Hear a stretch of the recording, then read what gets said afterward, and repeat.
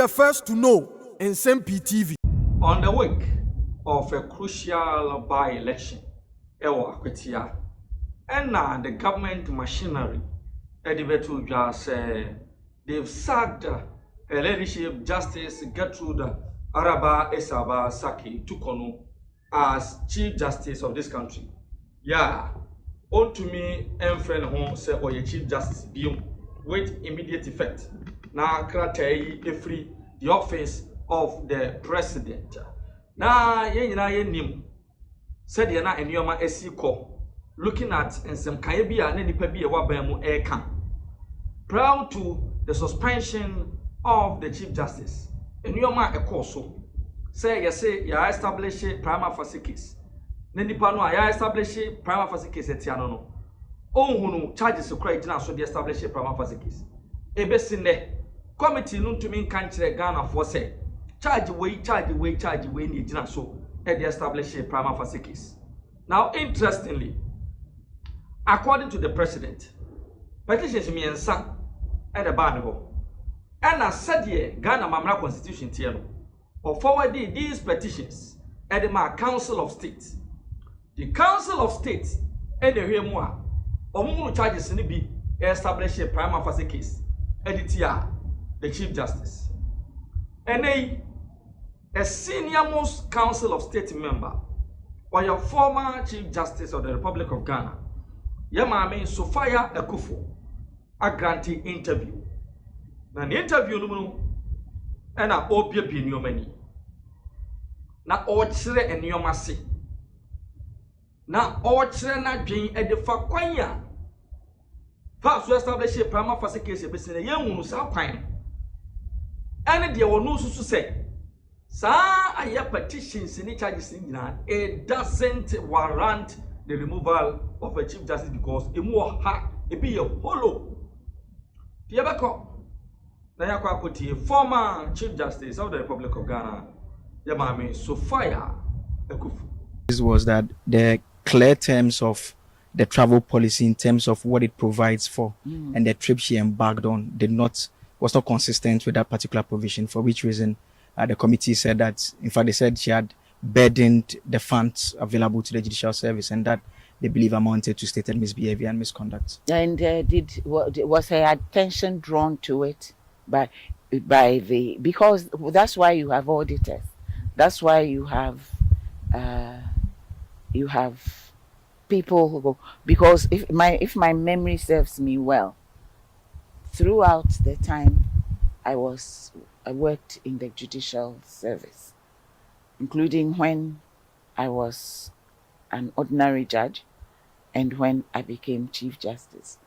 When you're traveling, certainly you're not the one who even dictates how much should be given to you. You are given an amount of money. If it is supposed to be accountable, you are informed that it's accountable. If it isn't, you are told. I always ask, is it all mine? And if that is it, then that is it. So whether it was an overpayment, whatever it was, because when somebody is traveling, even the administration of that travel has to be something which those who are drawing up the documentation for the withdrawal of the money and all that, they are supposed to do it with reference to policy, is it not? Yeah. I think that is how it is in every organization. So, and sometimes there could be overpayment, and then you're notified that and sometimes it's months thereafter, and then you were overpaid because maybe the trip was shorter for one reason or the other, or the rate was different, and so on and so forth. And then you're requested to refund, isn't that it? Yes. So this, if at best, at best, because I don't really have the details of the proven facts. Yes, I have some idea of the allegations, but of the proven facts, those I don't have. And so all I can say is that, yeah, I don't think that is sufficient. I mean, another issue had to do with the recommendation that was sent to the presidency. I mean, there have been a number of Supreme Court decisions that have commented on the appointment of superior justices, the process that takes place. But those who raise the issue There that have been a number of Supreme Court decisions as to the procedure. procedure. I remember really, such as the Ghana Bar Association versus Attorney General. which of them? The one that had to do with the appointment of Justice Prima and Justice Yawapel. There was a recommendation from the Judicial Council, a number of names, and the point was that it was in a certain order, and the president had gone below, so the GBA sued. And I think the concurring opinion from Justice Jones Doche, he discusses that the procedure is such that the various arms have to play various roles in terms of making the nominations. There are those who say that the Judicial Council plays a role, but the letter that she wrote to the president, that letter was specifically signed on her behalf. She signed it as the Chief Justice, writing directly to the president who heads the executive, mentioning specific names of individuals who she believes should be appointed because of the shortfall that she was raising concerns over. They say that that is unconstitutional. That's the conclusion of the committee. That at best, that's mismanagement or a management mistake. Is that what did it result in? What did it result in? I'm asking. I mean, but my lady, respectfully, the courts have said that an unconstitutionality is a matter that cannot be remedied, and so the very existence of the breach itself is a problem. But for example, let's say that a decision is made, a judicial determination is made by a high court judge, who by the Constitution does not have that jurisdiction, but they went ahead and made that judgment. Is that sufficient to get rid of the judge? Is it? I don't think so. Because at the end of the day, that decision is appealable, right? And would be appealed against, and ought to be appealed against. And in any case, if it's unconstitutional, it is without effect. It is null and void. Right. To me, if you make a recommendation, which is not the recommendation that ought to be made, or the method, the mode by which you make the recommendation is not in accordance with the process. And I need to point out that it's one of the unfortunate things, that I noticed when I was Chief Justice, that the process for selecting and then for recommending people for appointment had a way of changing from time to time, which I found rather unsatisfactory, because at the very least what one would need is to have a properly stated procedure for it. Because even how you first initiate who is going to go into consideration, there have been so many different ways of doing it. For example, nominations to the Court of Appeals. I've known situations where somebody applies, where it's by application, and then you even sit exams, and then you're shortlisted, and then you're interviewed, and then the outcome is one way or the other. That was for a while, and then it was decided that at that level it was not palatable that they should sit exams. Elevation to the High Court, they've been taking exams. You take exams, you are interviewed and everything. At least that's as I knew it. I don't know about now. And to the Supreme Court, it is in terms of how you arrive at the names of the people to be recommended by the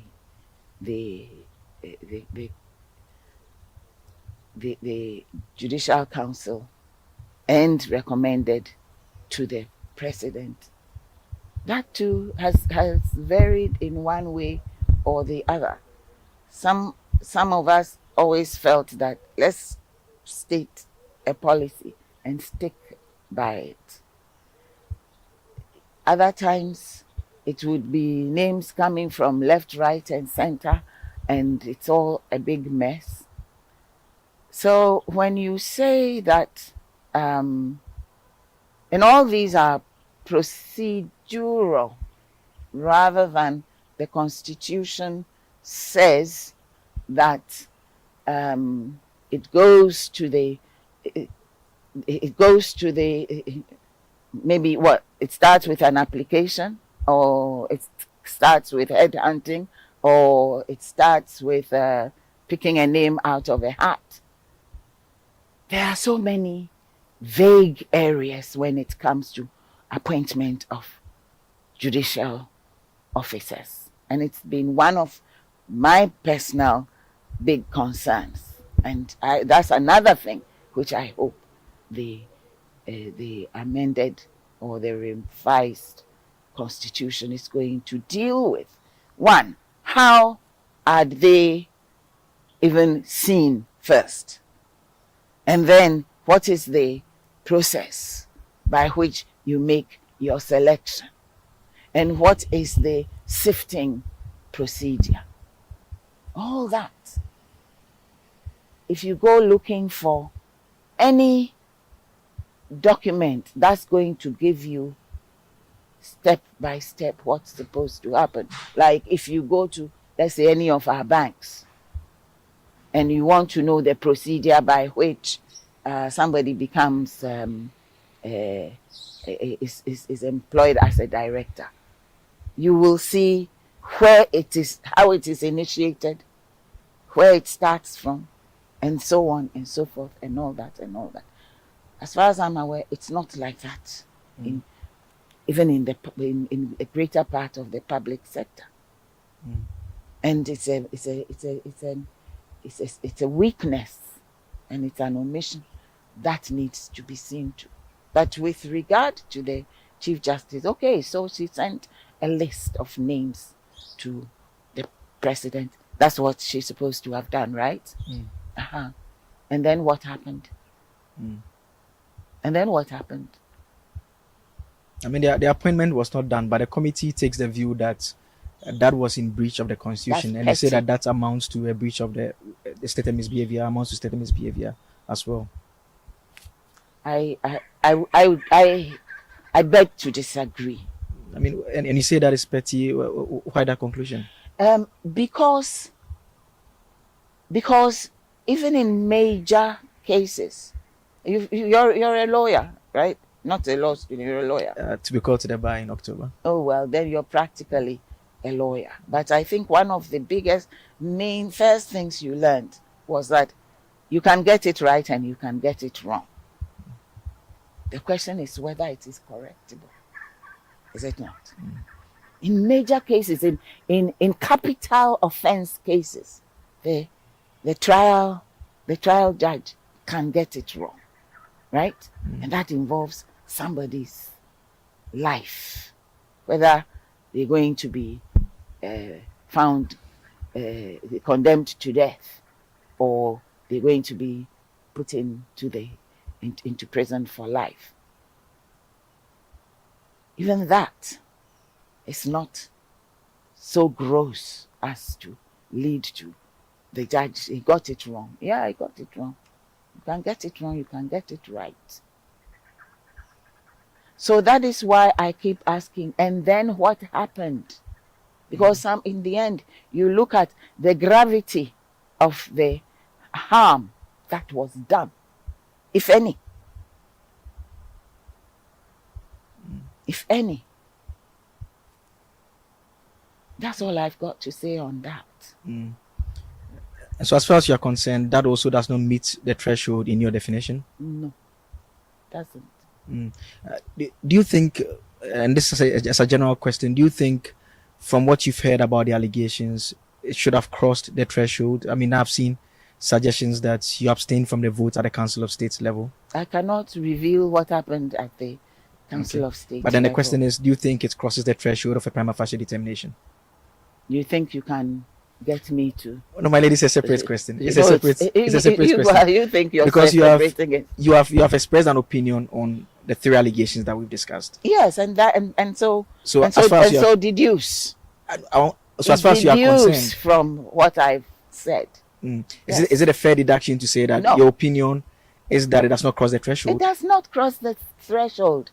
You know, you've already done your criminal procedure, because once you're bringing in a prima facie finding, you're sort of skirting the lines of criminal procedure more than you will be skirting the lines of civil procedure, right?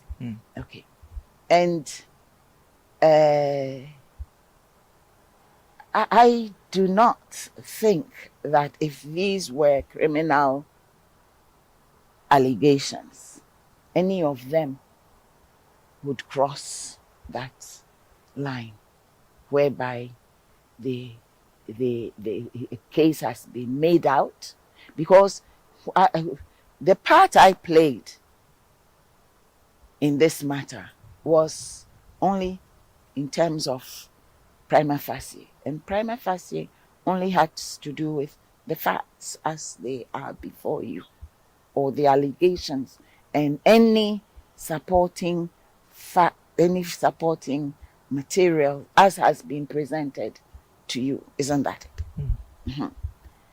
So, like I said, I didn't see what is in what came before them beyond what I had earlier on seen.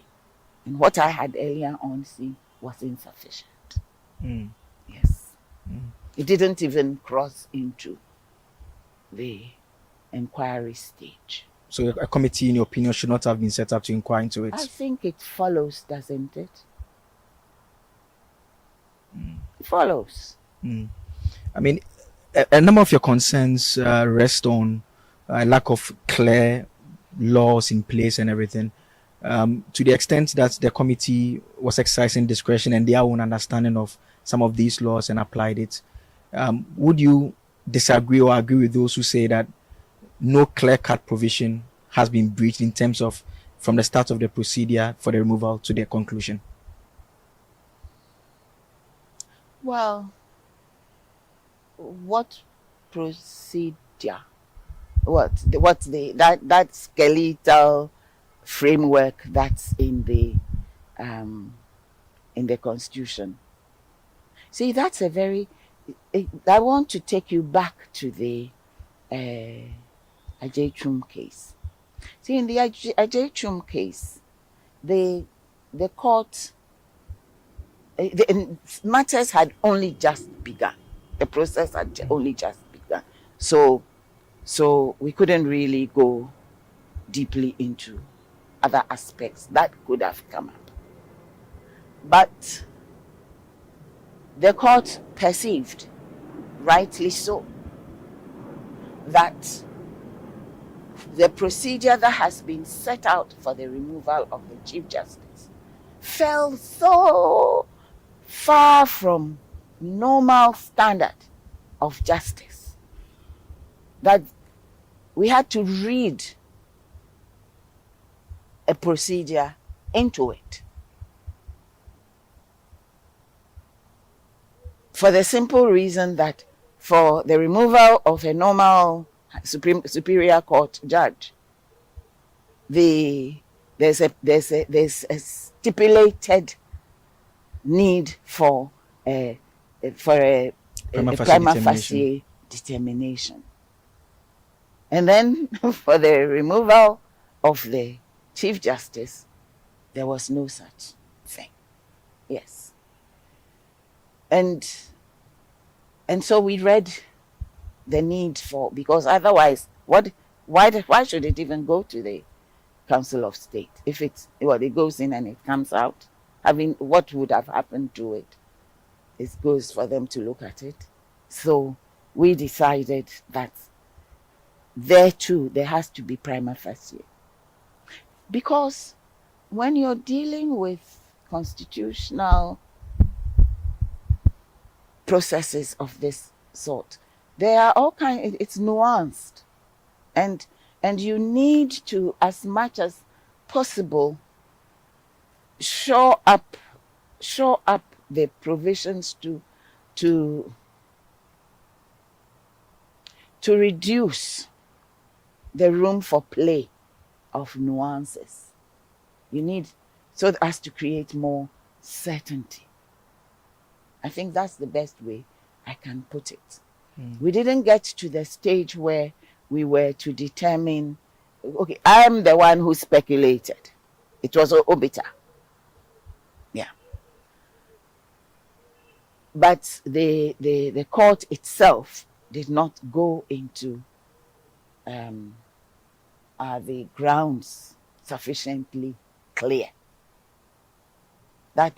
We didn't go into that. But this was an opportunity for that to be also done. Yeah. I've done in connection with the article, I had to do a prima facie finding once. And I certainly decided to go I treated it like I'm a high court judge who's making a prima facie finding in a criminal case. And the standard had to be really very high. And at the same time, one also had to take into account the circumstances. See, because stated misbehavior simply means you're supposed to have misbehaved in this regard. But as to whether